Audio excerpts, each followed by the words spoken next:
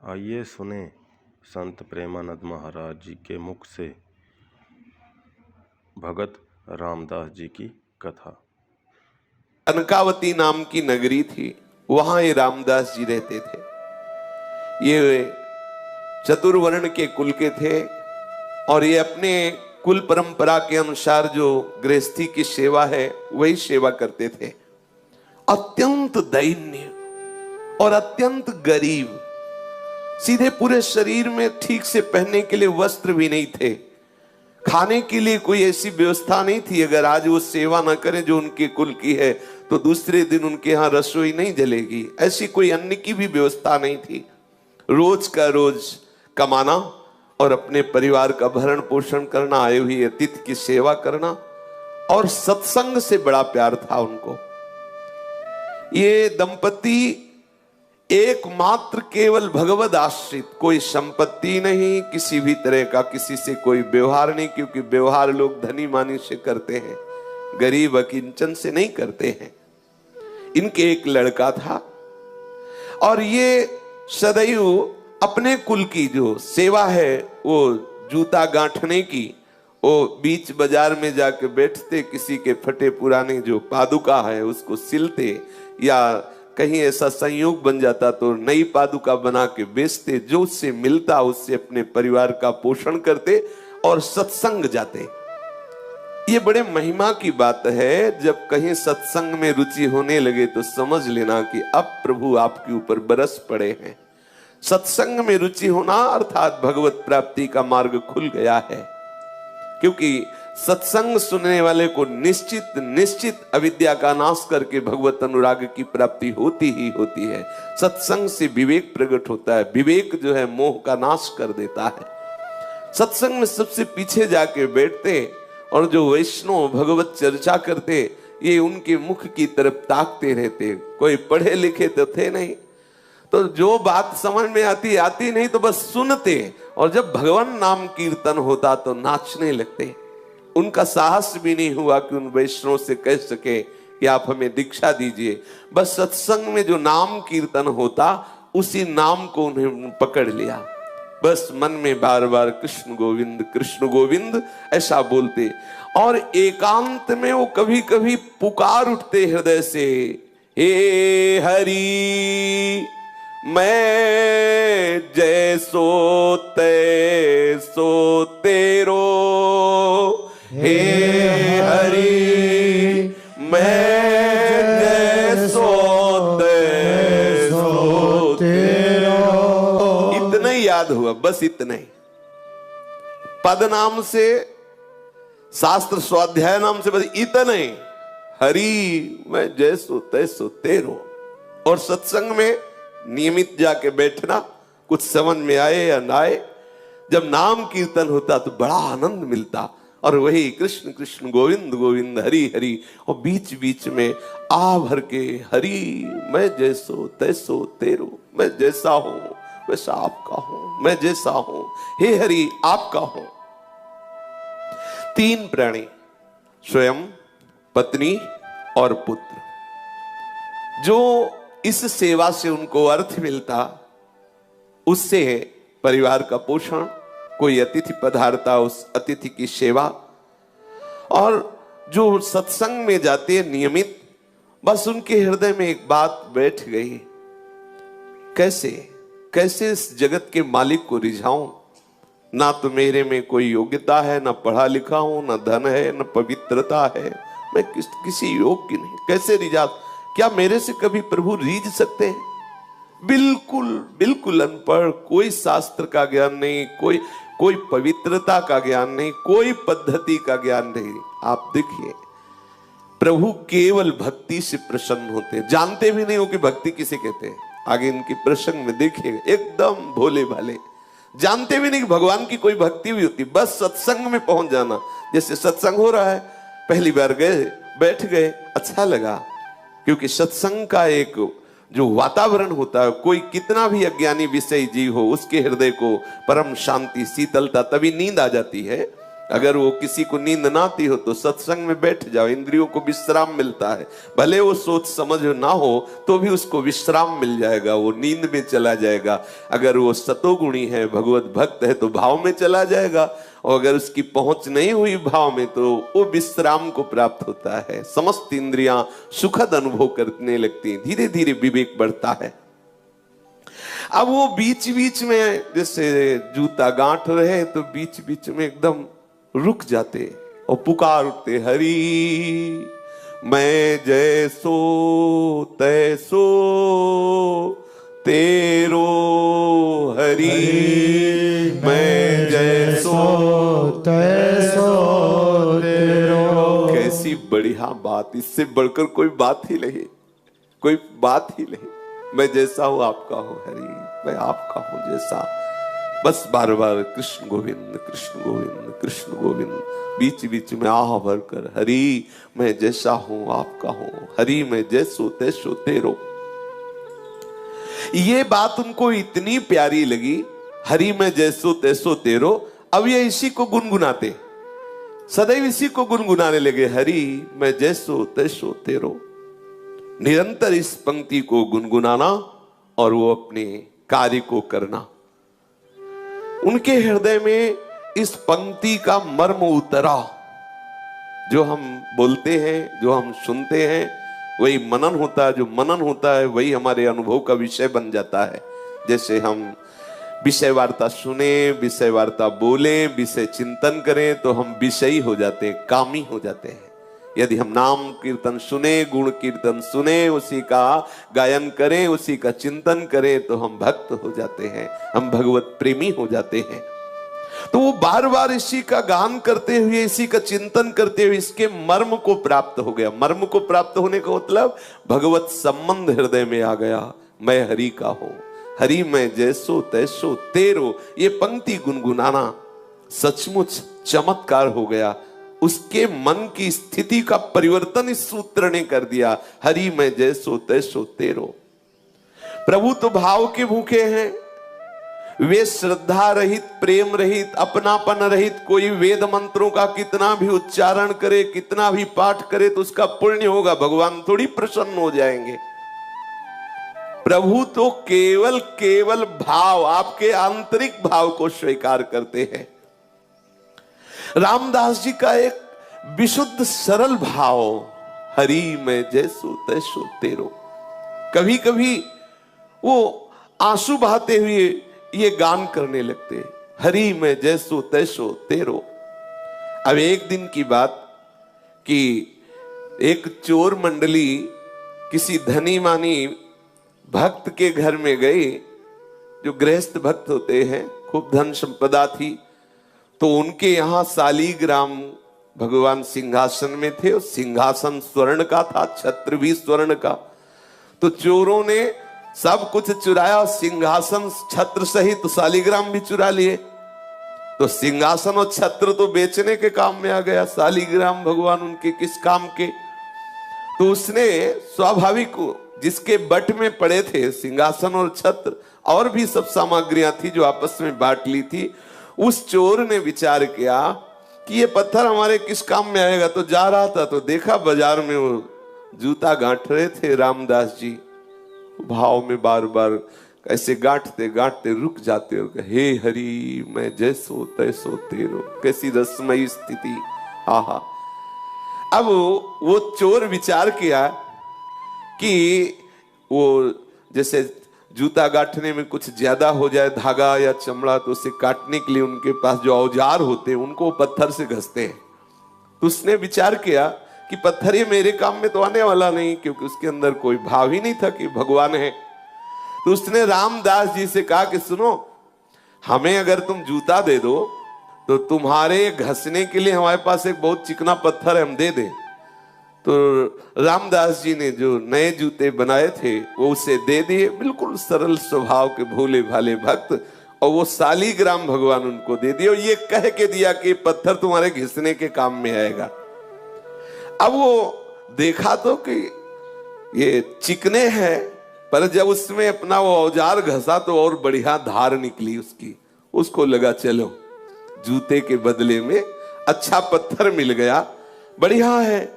अब वो उसमें घिसता और कभी कभी आंसू बहाते हुए, हे हरि मैं जैसो तैसो तेरो।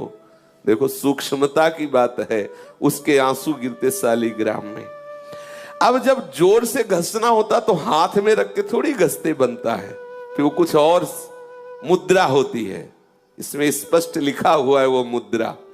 दोनों चरणों के बीच में शालिग्राम जी को फंसा के फिर घसते। आप जरा देखिए भाव का विषय कैसा होता है। अब वो हृदय में बड़ा आनंद मिलता, क्योंकि भगवान चक्र चिन्ह से चिन्हित शालिग्राम भगवान को इससे कोई मतलब नहीं है, ये तो क्या कर रहे हैं, बड़े बड़े रिझवार, बड़े लीला बिहारी हैं। अब चोर के द्वारा दिए हुए शालिग्राम का यहां ये प्रयोग हो रहा है। दूसरे की पादुका गांठना, उसमें धागा बढ़े तो उससे जो काटते हैं वो यंत्र उनका, उसको उसमें रगड़ते। ये एक दिन कोई पंडित जी अपनी पादुका ठीक कराने आए, तो जब दृष्टि गई तो उन्होंने देखा कि अरे ऐसे शुभ चिन्हों से युक्त, जिसमें चक्र का चिन्ह बना हुआ है, ऐसे चिन्ह से युक्त तो साक्षात शालिग्राम है। ब्राह्मण ने कहा तुम्हारी बुद्धि मारी गई है, ये तुम क्या कर रहे हो? तो उन्होंने कहा अपने पत्थर से अपने औजार की धार निकाल ले। ब्राह्मण समझ गया मूढ़ आदमी, इससे क्या बात करे। तो उनका तुम जितने रुपए चाहो मैं तुम्हें रुपए दूंगा, ये पत्थर हमें दे दो, ये पत्थर हमें बहुत आवश्यक है, दे दो। समझा कि इसको समझाएं कि भगवान है तो इसके क्या समझ में आएगा, जब ऐसी हालत है कि दोनों पैर रखकर फिर इसमें अपना औजार घिसता है, ये तो साक्षात शालिग्राम भगवान है। ब्राह्मण ने सोचा कि जैसे बंदर को हीरा मिल जाए तो क्या जाने, ऐसे क्या जाने बेचारा। उन्होंने कहा कि तुम जितना रुपया चाहो मैं तुम्हें दे सकता हूं, तो ये हमें पत्थर तुम दे दो, मुझे अच्छा लगा, ये पत्थर मुझे दे दो इसलिए मैं ले रहा हूं। अब उसने कहा कि मेरे तो बहुत काम में आए हैं ये पत्थर, लेकिन तुम्हारी इच्छा है तो मैंने ना पैसे दे के लिए हैं और ना तुमसे पैसे लेना है, आप ले जाओ, कोई बात नहीं है। ब्राह्मण ये सुन करके आनंदित हुआ और उसने वो शालिग्राम भगवान ले लिए। ब्राह्मण से कहा कि जो मैं मेहनत करता हूं जूता गांठ करके, उससे जो मिलता है मेरे परिवार का, उससे भरण पोषण होता है, मुझे इस पत्थर के बदले में कोई धन नहीं चाहिए, ले जाओ। कोई मुझे हवेली नहीं बनवानी, कोई मुझे सुख पूर्वक नहीं रहना, क्योंकि अगर सुख पूर्वक रहूंगा तो मैं भूल जाऊंगा प्रभु को, इसीलिए मैं जानबूझ करके उतना ही कमाता हूं जितने से रोज उधर भर जाए। इतना कह करके रामदास जी ने वो पत्थर दे दिया जो शालिग्राम भगवान है। पंडित जी ने देखा दुर्लभ सद्गुणों से युक्त तो शालिग्राम, बड़े आनंदित हुए, घर में आए, सुंदर जल से दुग्ध से अभिषेक कराया, सुंदर सिंहासन में विराजमान किया, षोडशोपचार मंत्रों से पूजन किया और ये विचार किया कि भगवान मेरी इस चेष्टा से प्रसन्न होंगे, क्योंकि वहां क्या सुख पा रहे थे और यहां हम उनको क्या सुख पहुंचा रहे। मंत्रों से उच्चारण करना, पंचामृत से स्नान कराना, तुलसी जी ऊपर विराजमान करना, आदि आदि जो पद्धति से सेवा पूजा है। अब पंडित जी की इस प्रकार की सेवा पूजा से ठाकुर जी असंतुष्ट हो गए। अब लियो कैस न जाने कौन से गुण पर दया निधि रीझ जाते हैं। आहा, पंडित जी पूरी पूजा विधि जानते थे, पर हृदय से प्रभु के प्रति अपनापन नहीं था, भक्ति नहीं थी, प्रेम नहीं था।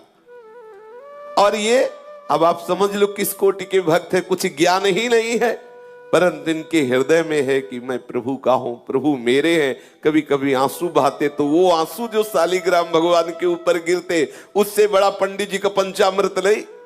और जो आह भर के पुकारते कृष्ण कृष्ण गोविंद गोविंद हे हरि मैं तेरा, इससे बढ़कर वेद मंत्र अच्छे नहीं लगे ठाकुर जी को। ठाकुर जी ने स्वप्न में एक वैष्णव का रूप धारण किया और उन ब्राह्मण से कहा कि तुम सीधे हमको उन रामदास के पास पहुंचा दो। हाँ, कहा कि ये तुम्हारा षोडशोपचार पूजन, ये पंचामृत अभिषेक और ये तुम्हारा सिंहासन में विराजमान करना मुझे बिल्कुल अच्छा नहीं। मुझे उसकी सूखी रोटी और आह भरी पुकार ने खरीद लिया है। मुझे वहीं पहुंचाओ। अब जब स्वयं स्वप्न में भगवान ऐसा आदेश कर रहे हैं तो उसके तो होश उड़ गए ब्राह्मण के, कि हम तो जिसे समझते थे कि वो तो अनपढ़ है, गंवार है, प्रभु इतना उसे प्यार करते हैं। अब हाथ में सुंदर वस्त्र पर शालिग्राम भगवान को लिया और भगवान से कहा कि आपको पता है कि आपके ऊपर वो औजार घिसता है, चंदन तिलक लगाने की बात जाने दो, सिंहासन में विराज वाले पैर रख के आप पे औजार घिसता, तुमको वो पसंद है। और ये षोडशोपचार पूजन, पंचामृत से स्नान, ये सब।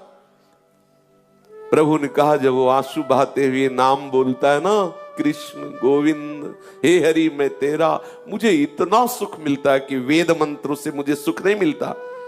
और जब वो मेरे ऊपर पैर रखता है तो मुझे ऐसा लगता है वो आत्मसमर्पण कर रहा है पूरा। ये यही है, इनसे कौन पार पावे। सर्वलोक महेश्वर जितने भी ज्ञान के सूत्र हैं सब इन्हीं से प्रकट हुए, इनसे कोई पंडित क्या पार पा सकता है। बोले जब वो चरण रखता है, दबाता है चरण से ऐसे, तो मुझे लगता है कि पूरा अपने आप को समर्पित कर रहा है, आत्मसमर्पण कर रहा है। मुझे बहुत सुख मिलता है, तुम्हारे चंदन और कस्तूरी के लेप और इत्र से मुझे जो सुख नहीं मिलता उसके घसने से सुख मिलता है। अब राजी, आप राजी तो फिर किसकी क्या बस चले। ठाकुर जी राजी। अब वो जो ब्राह्मण था जिसको एक गर्व था कि मैं ऊंचे कुल में हूं और मैं पूजा का विधान जानता हूं, मेरी दासता से, मेरी पूजा से शालिग्राम भगवान प्रसन्न हो जाएंगे। आज वो बहुत दैन्य हुआ कि मेरे दुर्भाग्य की आज तक मुझे वो प्राप्त नहीं हुआ जो रामदास को प्राप्त है, क्योंकि स्वयं ठाकुर जी वहां जाना चाहते हैं। ये विचार करके शालिग्राम को लेकर के रामदास जी के घर जाना निश्चय किया उसने, और मन में बहुत जलता जा रहा था कि मैं ब्राह्मण तो हूं लेकिन आडंबरी हूं। मेरे अंदर वो बात नहीं आई जो उस दैन्य भक्त रामदास के हृदय में आई। बार बार शालिग्राम को हृदय से लगा के विकल होकर कहने, देखो ये है किसी भी तरह से भक्त का संग हो जाए, किसी भी तरह। ये रामदास जी के दर्शन की, देखो ये दर्शन का प्रभाव। अब वो दैन्य होके जा रहा है, क्या प्रभु कभी मेरे भी हृदय में भाव आएगा? जैसी रामदास की भक्ति से आप प्रसन्न, क्या कभी मेरे अंदर भी भक्ति आएगी? मेरी पूजा आपको पसंद नहीं तो प्रभु मेरे को भाव दे दो, जिससे मैं रामदास जी जैसी भक्ति कर सकूं। अब आई बात, ये जो ब्रह्मणत्व का अभिमान, वेद ज्ञान का अभिमान धूर धूषरित हो गया। इसीलिए लिखा है, तिनकी संगति रहत जाति कुल मद सब नंसई। भगवत प्रेमी महात्मा का संग होते ही जाति का अभिमान, कुल का अभिमान, विद्वता का अभिमान, ये सब नष्ट होने लगे। देखो नष्ट हुआ अभिमान। अब वो डरा हुआ सा ब्राह्मण शालिग्राम भगवान को एक कपड़े में रख करके रामदास जी के घर आया और देखा तो होश उड़ गए। रामदास जी के आंखों से आंसू चल रहे हैं, बार बार मुख से निकल रहा है, हरि मैं जैसो तैसो तेरो, हरि मैं जैसो तैसो तेरो। मलिन वस्त्र है, फटे पुराने कपड़े हैं, शरीर में अपने आप अनुभव हो रहा है कि कितनी कृशता है, क्योंकि खान पान की सामग्री उचित है नहीं। और अब ये जो रोग बढ़ा है, हरि मैं जैसो तैसो तेरो, ये ज्यादा काम नहीं करने देता। क्योंकि मन में जब आनंद की उन्मत्तता होती है तो कौन बाहरी लोगों से बात करे, कौन बाहर जाकर के बैठे जिससे चार लोग आके खड़े हो। वो एकांत घर में बैठे बस बार बार पुकारना अच्छा लगता। उसको ये भी पता नहीं कि भक्ति है, ये भी पता नहीं, बस बार बार हृदय में यही अच्छा लगता, कृष्ण कृष्ण गोविंद गोविंद हे हरि मैं जैसो तैसो तेरो। आंसू की धार बह रही है, धीरे धीरे वही गीत गा रहा है, हे हरि मैं जैसो तैसो तेरो। ये ब्राह्मण गए, जब देखा तो ओहो धन्य है, धन्य है, तुम्हारे माता पिता को धन्य है रामदास, तुम तो बड़े महात्मा निकले।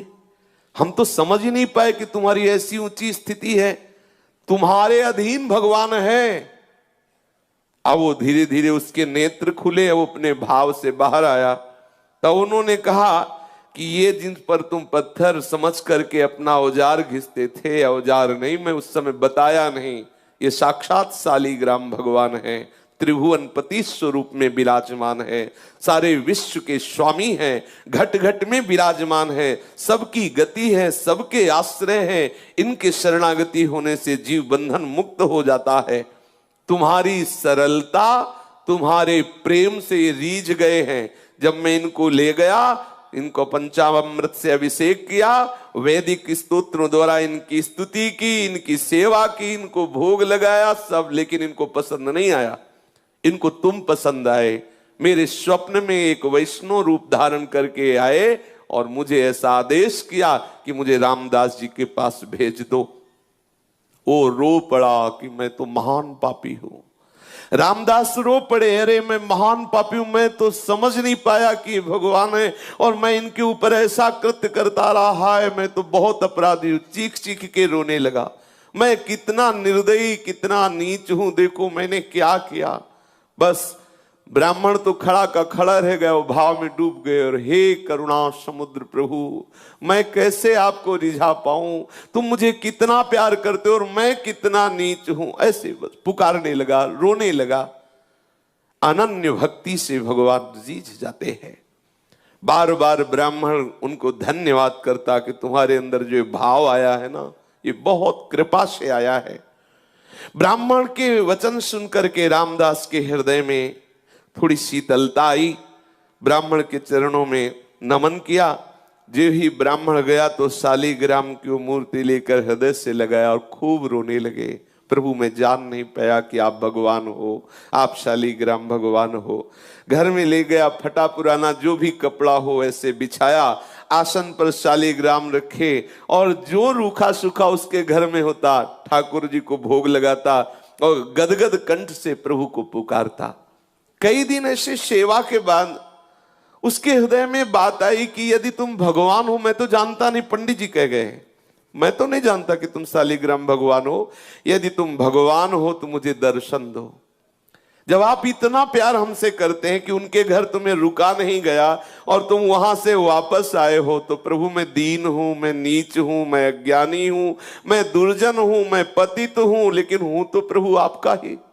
प्रभु आप जानते हैं कि रात दिन मैं चमड़े का कार्य करता हूं, मुझ में कोई पवित्रता नहीं, कोई सदाचार नहीं, और ऐसे पवित्र ब्राह्मण के यहां से आप आए तो मुझे लगा कि आप मुझसे प्यार करते हैं। आप जब मुझसे प्यार करते हैं तो अब छुपा छुपी का खेल बंद करो, दिखाओ कैसे होते हैं भगवान, कैसे हो तुम, मुझे तो पता नहीं, लेकिन आप अब मेरे हृदय में बेचैनी हो रही कि आपका स्वरूप क्या है। प्रभु आप कृपा करो, मैं तुम्हें प्रत्यक्ष देखना चाहता हूं। हे करुणा सिंधु, हे दीन बंधु, हे पतित पावन, ऐसी पुकार करने लगा। कृष्ण चंद गोपाल आजू तो तेरे हाथ बिकाई। कृष्ण चंद्र गोपाल आज तो तेरे हाथ बिकाई। हे कृपा सिंधु कृष्ण, हे करुणामय भगवंत, मैं तो तेरे हाथ बिक गया। हे प्रभु, हे मोर मुकुट धारण करने वाले, हे वैजंती माला धारण करने वाले, हे कृपा सिंधु पीतांबरधारी, आप मुझे दर्शन दीजिए, अपनी कृपा से आप दर्शन दीजिए। मैं तो पतित हूं, नीच हूं, पर शरणागत हूं, शरण गए की लाज रखिए प्रभु। अब मेरे हृदय में बड़ी विकलता हो रही, मैं आपका दर्शन चाहता हूं। रामदास रो रो करके प्रभु से प्रार्थना करने लगा। ऐसा प्रेम समुद्र उमड़ा कि सब कुछ भूल गया, विह्वल विकल होकर के। ये विकलता प्रभु को खींचती है, उस अव्यक्त सत्ता को व्यक्त करती है। ये विकलता है, यही है, पर माया का पर्दा उड़े हुए है। जब हम ऐसे विकल हो जाए, जैसे मछली जल के बिना तड़पती है, ऐसे हमारे अंदर विकलता हो और रहा नहीं जा रहा। देखो कैसी स्थिति आ गई, अब जिया नहीं जा रहा, विकलता हो गई। चीख चीख करके अपने घर में रो रहा है। शालिग्राम ठाकुर जी सामने हैं, रो के कह रहा मुझे दर्शन चाहिए।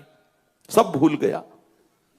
कभी कभी तो ऐसा भाव आ जाता कि नाच नाच के रिझाता कि मेरे नृत्य से रीझ जाओ। कैसी शोभा, फटे पुराने कपड़े हैं, कृष्ण शरीर है, और भाव में भीना हुआ सामने कपड़े में विराजमान शालिग्राम, नाच नाच के ये भाव की इसी नृत्य से रीझ जाओ प्रभु। मुझ गरीब के पास तो कुछ रिझाने के लिए नहीं है। कभी रो रो के प्रभु मेरे रोने से रीझ जाओ। ऐसी भावना से वो विकल होकर प्रभु से पुकारने लगा। अब तो प्रेम के जो अष्ट सात्विक भाव हैं उसके हृदय में उदय होने लगे।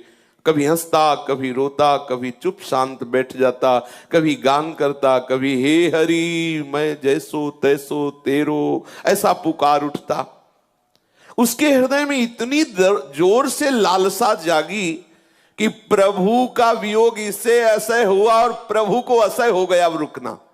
ये है भक्त की सामर्थ। असह्य हो गया प्रभु को भी रुकना। अब प्रभु नहीं रुक सकते, विकलता हो गई।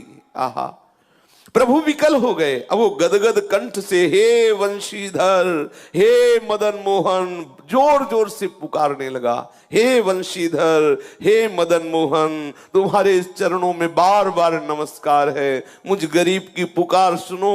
कहाँ हो आनंदमय, कहाँ हो श्याम सुंदर, मुझे दर्शन दो, ऐसे पुकारने लगा।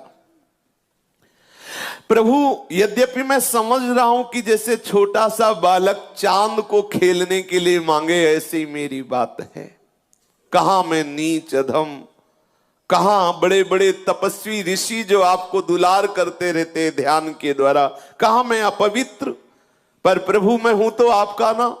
मैं क्षुद्र हूं, दीन हूं, नीच हूं, जैसा भी हूं आपका हूं। पर अब मेरे हृदय में एक ही है, आपके दर्शन नहीं मिलेंगे तो मैं प्राण त्याग दूंगा। मैं नहीं जी सकता आपके बिना। क्या करूं, मुझसे जिया नहीं जा रहा। ये स्थिति है। कैसी कृपा होती प्रभु की अपने भक्तों पर। प्रभु के बिना अब जिया नहीं जा रहा।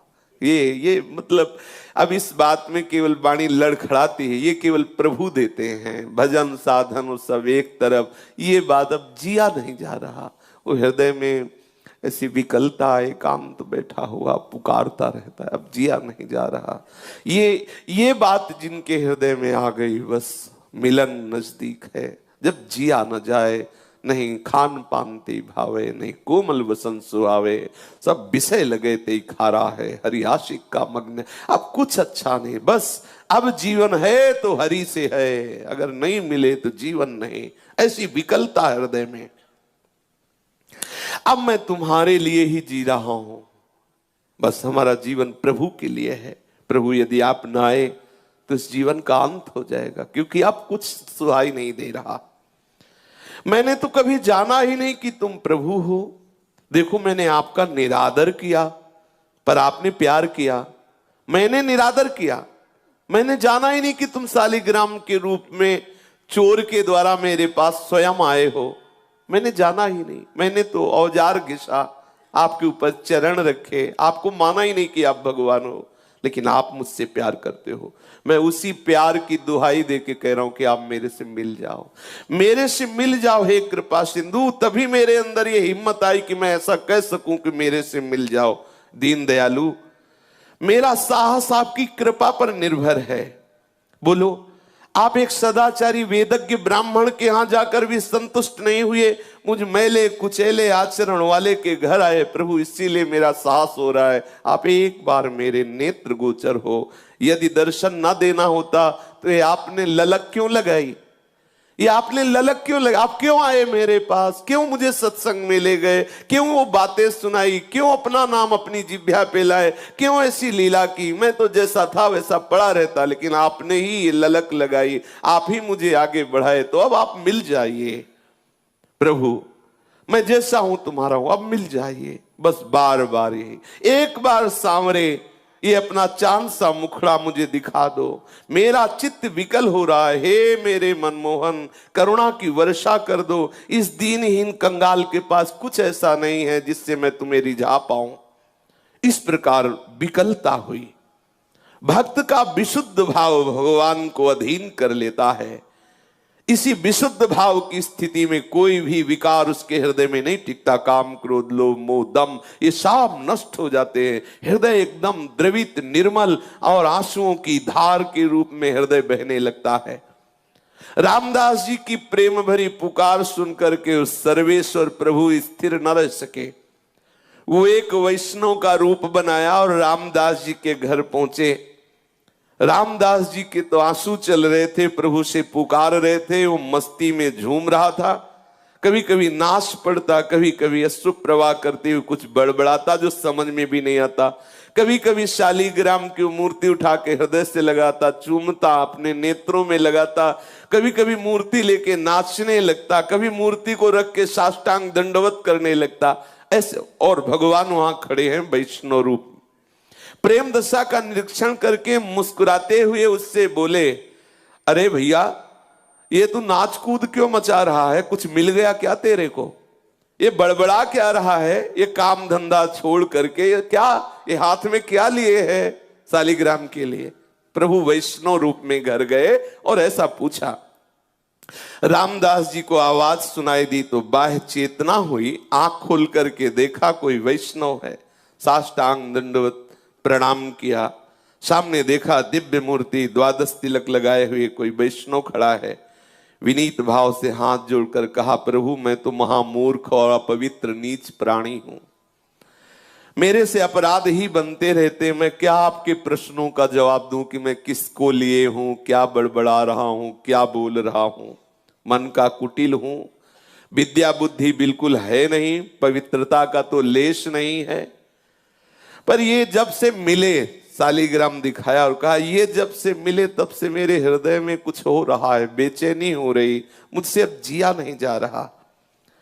वैष्णव ने कहा कि तुम इन्हें भगवान समझकर पूजते हो? हाँ हाँ भगवान है, ऐसा ब्राह्मण ने बताया है। इसीलिए मेरे अंदर एक आकांक्षा हो गई कि मैं भगवान को साक्षात देखना चाहता हूं। मुझे दर्शन नहीं हुए।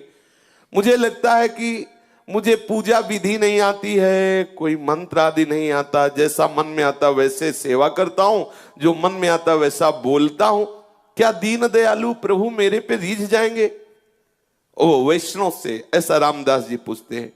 रामदास जी ऐसा कहते कहते चिल्ला चिल्ला कर रोने लगे कि मुझे न पूजा विधि आती, न वस्तु पूजा की है, न कोई शास्त्रों का ज्ञान है। क्या प्रभु मेरे से रीझ जाएंगे? वैष्णव वेशधारी भगवान ने आश्वासन दिया और कहा कि भाई ये तो ठीक है जो तुम कर रहे हो, लेकिन भगवान के दर्शन की बात तुम्हारे हृदय में आई, ये ठीक नहीं है। और भगवान ये वैष्णव रूप में आए। अरे बड़े बड़े देवता, योगी, मुनिजन कितने काल तक तपस्या करते हैं, ध्यान धरते हैं, समाधि में रहते हैं, वो दर्शन नहीं पाते, तो तुम जैसे मनुष्य को कैसे भगवान दर्शन देंगे? मेरी बात मानो, ये दर्शन की बात तो छोड़ो और अपना काम धंधा करो, थोड़ी देर भजन साधन कर लिया करो जैसे कर रहे हो। वैष्णव की इन वाक्य को सुन करके मानो रामदास का हृदय फट गया हो। उनकी आंखें खुली की खुली रह गई। आह भरकर तो क्या मुझे भगवान नहीं मिलेंगे? आह, ये प्रीति है। यही भगवान देखना चाहते कि कैसा मेरे भक्त में मेरे मिलन की व्याकुलता होती है। आंखें खुली की खुली रह गई। वैष्णव कह रहे हैं भगवान का दर्शन बड़ा दुर्लभ है। योगी मुनियों के समाधि भाव को प्राप्त महात्माओं के ध्यान में भी जो नहीं आते, वो मुझ जैसे नीच को कैसे दर्शन देंगे? बात ठीक कह रहे ब्राह्मण देवता, वैष्णव देवता। वो विकल हो गए, आंसू गिराने लगे और कहने लगे, देव आपका कहना सत्य है, मैं बिल्कुल अधिकारी नहीं हूं कि मुझे भगवत साक्षात्कार, पर क्या करूं, अब मुझसे जिया नहीं जाता। ये खास बात है, जिया ना जाए प्रभु के बिना, रहा ना जाए। मैं नीच हूं, पापी हूं। मेरे पाप और नीचता को देखने पर लगता है कि कभी भगवान मुझे नहीं मिलेंगे। पर प्रभु पता नहीं, मेरे हृदय में एक आनंद की लहर उठती है। ऐसा लगता है प्रभु मिलेंगे, ऐसा लगता है प्रभु मिलेंगे, क्योंकि मेरे हृदय में ऐसा आता है प्रभु मुझे प्यार करते हैं। ऐसा लगता है मेरे को, यद्यपि मैं किसी योग्य नहीं हूं, पर हृदय में ऐसा लगता है प्रभु मिलेंगे। ऐसा लगता है ये दया के समुद्र प्रभु मुझे जरूर दर्शन देंगे, मुझे ऐसा लगता है। जैसा रूप रंग उनका हो, जैसा उनका शास्त्रों में वर्णन किया गया हो, जैसे सुहागिनी स्त्री केवल अपने पति को ही देखती है, ऐसे ही हे वैष्णव देवता, मेरा हृदय केवल केवल प्रभु के लिए है। आप बिना दर्शन किए मुझे चैन नहीं, मेरे हृदय में लगता है कि वो मुझे मिलेंगे। मेरे स्वामी बड़े करुणा सिंधु, तुम भले ऐसा कह रहे हो, चाहे जो कुछ हो मुझे दर्शन मिलेंगे, और ऐसा कह के नाचने लगा, मुझे मिलेंगे, अवश्य मिलेंगे। यही बार बार सत्संग में जैसे कहते, निश्चय करो इसी जन्म में भगवत प्राप्ति होगी। कोई आके कहे तो इस बात से मत टलना, मुझे इसी जन्म में प्रभु मिलेंगे। आपका ये बार बार चिंतन निश्चय प्रभु को विवश कर देगा, और वो आपसे प्रभु का मिलन हो ही जाएगा। रामदास जी नाचने लगे, फिर विकल होकर के पुकारने लगे, और प्रभु खड़े हुए देख रहे हैं उसकी भावदशा को, जैसे सुतीक्ष्ण जी की भावदशा को भगवान श्री राम छुप करके देख रहे हैं। मीठे स्वर में फिर बोले, वैष्णव स्वरूप भगवान, बेटा रामदास, तेरा जीवन धन्य है। देख, मैं वैष्णव भेष में तेरे को देखना चाहता था कि तू मेरे प्यार में कितना विकल है। देख, मेरे को देख। जब ऐसा कहा तो आंख खोल के देखा तो वैष्णव नहीं थे, वो वैष्णव के आराध्य देव थे भगवान श्याम सुंदर। अनंत अनंत कोटि सूर्यों जैसा प्रकाश जिनकी श्री चरण नख से प्रकाशित हो रहा था, अचानक आंख खुलते ही आंख मुंद गई, इतना तेज। उसने देखा कि मदन मोहन त्रिभंगी लाल बंशी अधरों पर धारण किए हुए ललित त्रिभंगी स्वरूप से बड़े आनंद मुद्रा में विराजमान है, और रामदास जी की ऐसा सुंदर रूप। वो तो आनंद समुद्र में डूब गया कि अभी तक मेरे से भगवान ही बात कर रहे थे। रोज मिलते रोज वैष्णव जनों को, आप भी पहचानना, किसी न किसी रूप में आके वो ठिठोलिया करता है, किसी न किसी रूप में आके वो रोज मिलता है। पकड़ना, रोज परीक्षा करो, कहीं इस रूप में मेरे प्रभु तो नहीं आ गए, कहीं इस रूप में मैं चूक न जाऊं, मेरा प्रीतम किसी। यही तो वैष्णवता है, सब रूपों में झांकना, मेरा प्रीतम आया है इस रूप में। आप निश्चित देखना, एक दिन वो पकड़ जाएगा।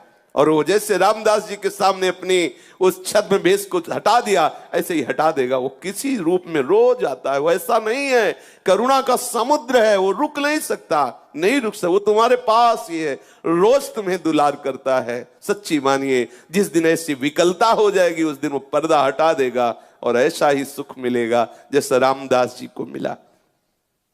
सामने देखा सच्चिदानंद घन विग्रह प्रभु श्री हरि श्री कृष्ण चंद्र, पूरा घर प्रकाश से युक्त है। अब तो उछल पड़ा, आनंदित हो गया, वो सारी की सारी व्याकुलता आनंद में बदल गई। महाअमृत में सुख, बार बार प्रणाम कर रहा है। सामने नौ किशोर ठाकुर ललित त्रिभंगी विराजमान है, बार बार प्रणाम कर रहा है, बार बार श्री चरणों को स्पर्श कर रहा है। स्तुति करना चाहता पर आता नहीं है कुछ, इसलिए ऐसे कुछ बोलने की चेष्टा करता है। प्रभु उतने में ही मंद मंद मुस्कुरा रहे हैं। फिर अचानक भगवान अंतर ध्यान हो गए। अब तो पुनः दर्शन के लिए छटपटाने लगा, भूमि पर लौटने लगा, बड़ी ही तन्मय स्थिति हो गई। योग वियोग की सानंदमयी अवस्था में डूबा हुआ निरंतर, कभी देख रहा है भगवान उसके समीप है, कभी देख रहा अंतर ध्यान, ऐसी विकलता। एक बार दर्शन होने के बाद फिर कभी ऐसा नहीं होता कि प्रभु नेत्रों से उजल हो जाए, बस जाते हैं नेत्रों में।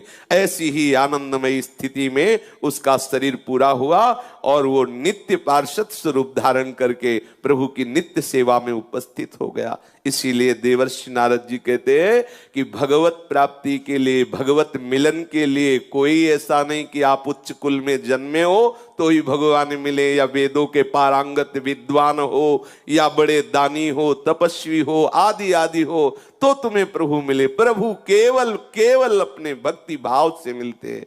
हृदय में प्रभु के प्रति अपनापन हो और तड़पन हो तो निश्चित प्रभु मिल जाएंगे। शेष चर्चा आगे। श्री राधा वल्लभ लाल की जय।